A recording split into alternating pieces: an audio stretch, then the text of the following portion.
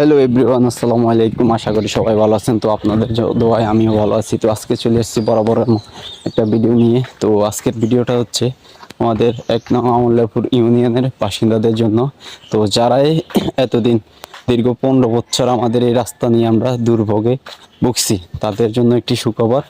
তো আমাদের জন্য এই সুখবরটি হয়েছে যে আমাদের রাস্তার যে টেন্ডারটা আছে না, ওই টেন্ডারটা চালু হয়েছে। তো আজকে 20 তারিখ, আজকে রাস্তার কাজটা উদ্বোধন করা হয়েছে। তো আপনারা সবাই দোয়া করবেন যে তো শীঘ্রই আমাদের রাস্তাটা পুরো কমপ্লিট হয়ে যায়। তো আশা করি আমাদের রাস্তাটা 2 মাসের ভিতরে কমপ্লিট হওয়ার চেষ্টা করব।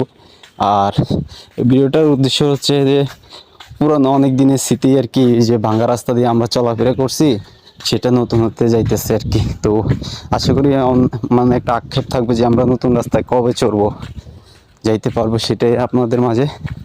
তো সবাই